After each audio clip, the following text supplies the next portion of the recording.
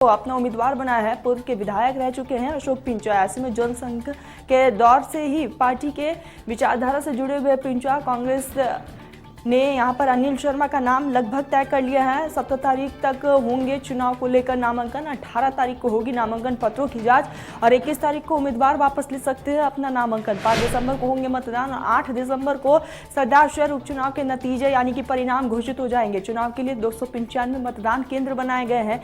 2,89,579 यहाँ पर लोग जो है वोट डाल सकेंगे। तो आपको बता दें कि 5 दिसंबर को मतदान होने हैं। अशोक पिंचा बीजेपी के उम्मीदवार, नाम फाइनल हो चुका है। 8 दिसंबर को सरदार शहर उपचुनाव के परिणाम घोषित किए जाएंगे। 17 तारीख तक होंगे चुनाव को लेकर नामांकन और आपको बता दें कि 18 तारीख को नामांकन पत्रों की जांच होगी और उसके बाद नाम वापसी होगी। सरदार शहर उपचुनाव प्रत्याशी की घोषणा हो चुकी है पार्टियों की तरफ से। बीजेपी ने अशोक पिंचा पर अपना पूरा भरोसा जताया है और चुनावी मैदान में उतारा है और इस उपचुनाव को सेमीफाइनल के तौर पर भी देखा जा रहा है। पूर्व में विधायक रह चुके हैं अशोक पिंचा और ऐसे में जनसंघ के दौर से ही पार्टी की विचारधारा से जुड़े हुए हैं पिंचा और इसीलिए बीजेपी ने यहाँ पर अशोक पिंचा पर अपना पूरा भरोसा जताया है। कांग्रेस की तरफ से कांग्रेस ने लगभग अपना नाम तय कर लिया है। अनिल शर्मा पर कांग्रेस अपना भरोसा जताती हुई नजर आ रही है। तो बीजेपी ने अशोक पिंचा को उम्मीदवार बनाया है। सरदार शहर उपचुनाव पर सभी की निगाहें टिकी हुई है और ऐसे में इस उपचुनाव को सेमीफाइनल के तौर पर भी देखा जा रहा है। तो पूर्व में विधायक रह चुके हैं। जनसंघ के दौर से ही पार्टी के विचारधाराओं से जुड़े हुए हैं अशोक पिंचा और यही कारण है कि बीजेपी ने एक बार फिर से अशोक पिंचा पर अपना पूरा भरोसा जताया है और उपचुनाव के लिए चुनावी मैदान में उतारा है। तो सरदार शहर उपचुनाव प्रत्याशी की घोषणा हुई है। बीजेपी ने अशोक पिंचा को अपना उम्मीदवार बनाया है और आपको बता दें कि सरदार शहर उपचुनाव होने हैं और ऐसे में जनसंघ के दौर से ही पार्टी के विचारधारा से पिंचा जुड़े हुए हैं अशोक पिंचा और यही कारण है कि बीजेपी ने पूरा भरोसा जताया है। कांग्रेस की तरफ से अगर बात कर ली जाए तो उपचुनाव में अनिल शर्मा को कांग्रेस चुनावी मैदान में उतारेगी और ऐसे में लगभग कांग्रेस की तरफ से नाम तय हो चुका है, लेकिन अभी तक औपचारिक घोषणाएं नहीं हुई है। तो बीजेपी ने अशोक पिंचा को अपना उम्मीदवार बनाया है। पूर्व में विधायक रह चुके हैं अशोक पिंचा। तो सरदार शहर उपचुनाव पर सभी की निगाहें टिकी हुई है। पार्टी एक्शन मोड में है और इसी कड़ी में सरदार शहर उपचुनाव को जीतने के लिए उम्मीदवार घोषित हो चुके हैं बीजेपी के। अशोक पिंचा पर बीजेपी ने भरोसा जताया तो वही कांग्रेस की तरफ से यहाँ पर नाम जो है लगभग तय हो चुके हैं, लेकिन अभी तक ऑफिशियल अनाउंसमेंट नहीं हुए हैं।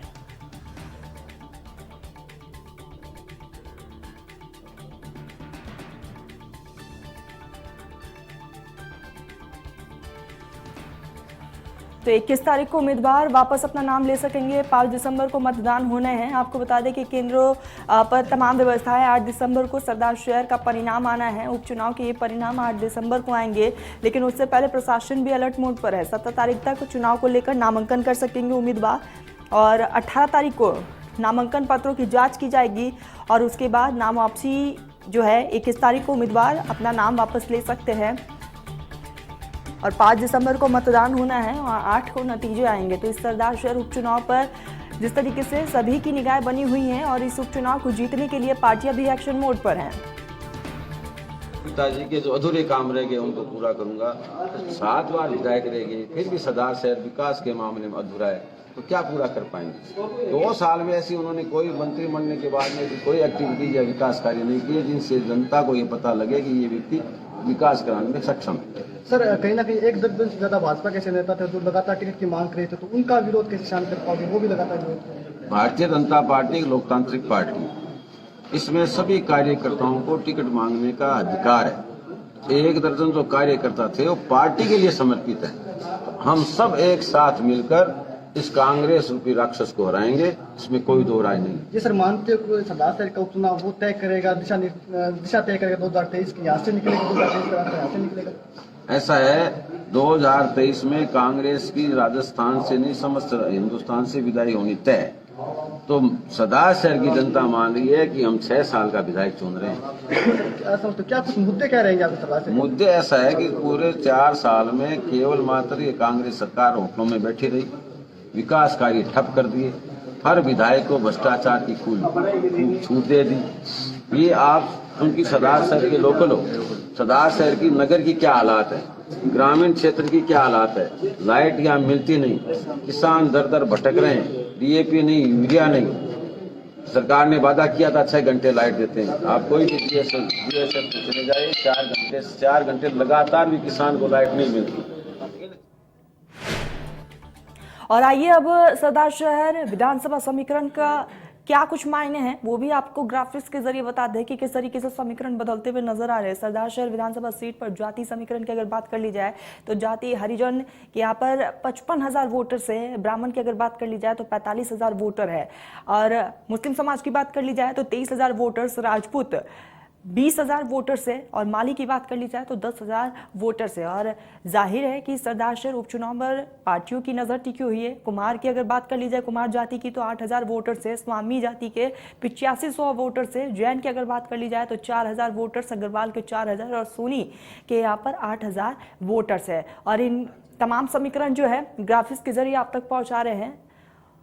और इसी के साथ सुधार समाज की बात कर ली जाए, सुथर समाज की, तो यहाँ पर 7,000 वोटर्स और सिद्ध के 7,000 और बाकी जातियों के 19,500 वोटर्स है। और साफ तौर पर सरदार शहर विधानसभा सीट पर जाति समीकरण जो है वो साफ तौर पर देखा जा रहा है, और समीकरण बदलते हुए भी नजर आ रहे हैं, और इनको साधने के लिए पार्टियां भी लगातार एक्शन मोड में हैं।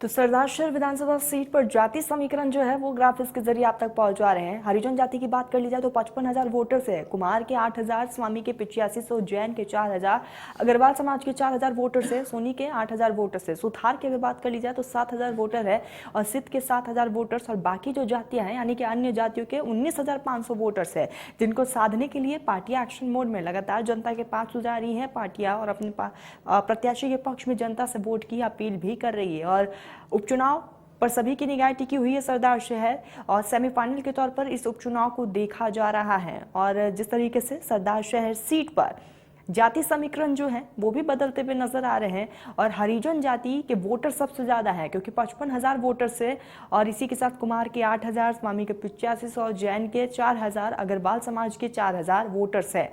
सुथार समाज की बात की जाए तो 7,000 वोटर हैं, और सिद्ध समाज के 7,000, बाकी जातियों के 19,500 वोटर्स है। तो ग्राफिक्स के जरिए जाति समीकरण जो है सरदार शहर पर, वो ग्राफिक्स के जरिए आप तक पहुंचा रहे हैं कि किन जाति के कितने वोटर्स हैं, वो लगातार आपकी टीवी स्क्रीन पर आंकड़े बने हुए हैं। और आइए अब आपको ग्राफिक्स के जरिए बताते हैं कि राजस्थान में बीजेपी और कांग्रेस ने साल 2014 से अब तक कितने उपचुनाव जीते हैं।